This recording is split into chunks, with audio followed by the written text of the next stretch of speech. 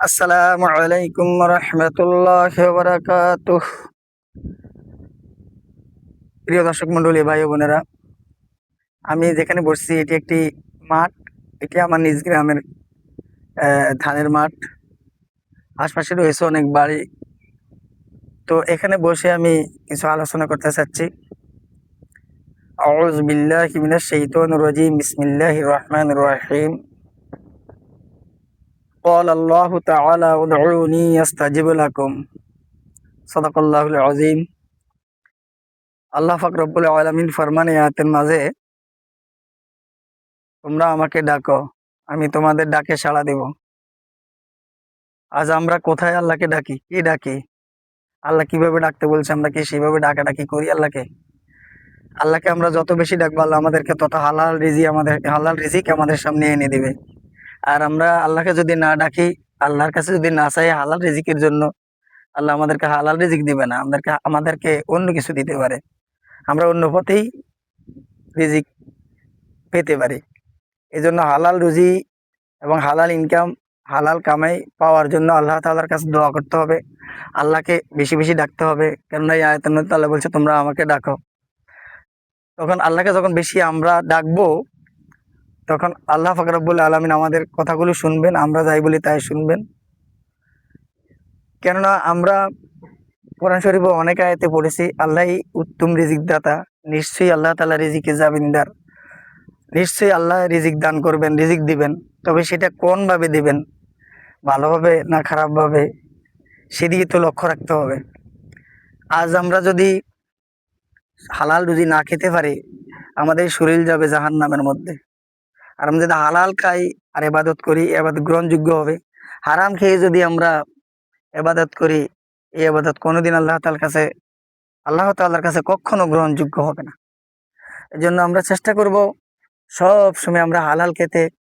দেখেন, এখানে বিশাল মাঠ পড়ে আছে, কেউ ক্ষেত করছে না, ক্ষেত করার মতো মানুষ নাই আমাদের এই অঞ্চলে।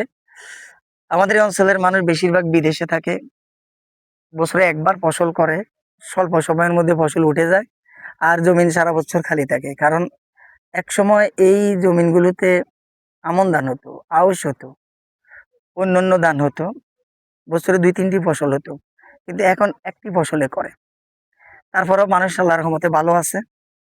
তো দেখেন, আরো 3টি ফসল করতে পারে, আর 2টি ফসল করতে পারে, কিন্তু করছে না।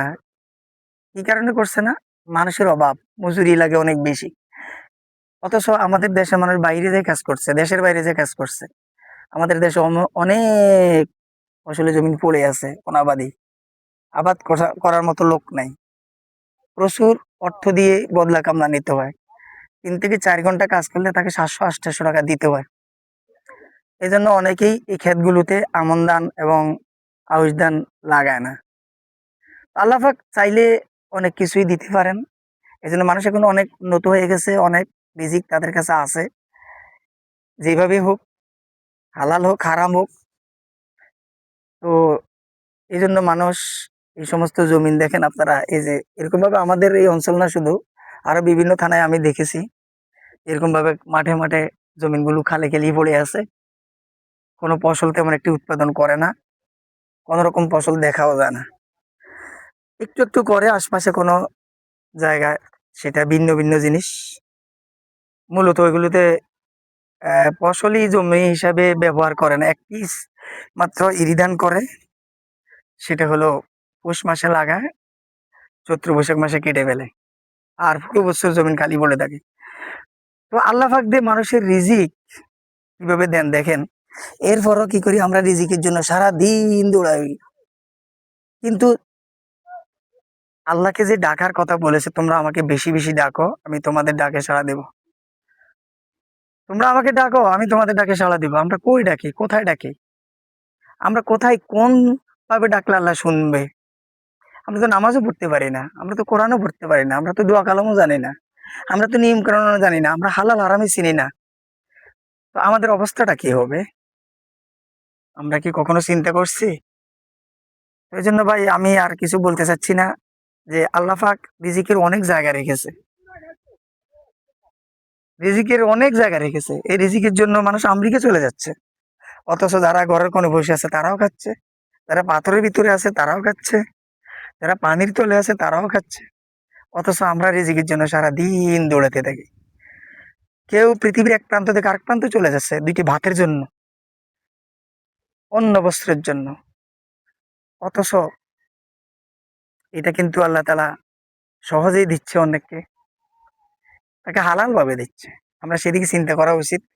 এজন্য আসুন আমরা সকলেই আল্লাহকে ডাকি, আমরা সৎ পথে চলি, আমরা হালাল খেতে চেষ্টা করি, আমরা হারামকে বর্জন করি। কিভাবে করা যায় আল্লাহর কাছে সবসময় দোয়া করি, আল্লাহ আমাদেরকে ক্ষমা করেন। আমরা দোয়া করতে থাকবো, আল্লাহ আমাদেরকে হালাল খাওয়ান এবং নেক আমল করার তৌফিক দান করেন। আমাদের গুনাহগার হিসাবে কবরে নিয়েন না। এই দোয়াগুলো আমরা সবসময় করতে থাকবো ইনশাআল্লাহ। আসসালামু আলাইকুম ওয়া রাহমাতুল্লাহি ওয়া বারাকাতুহু।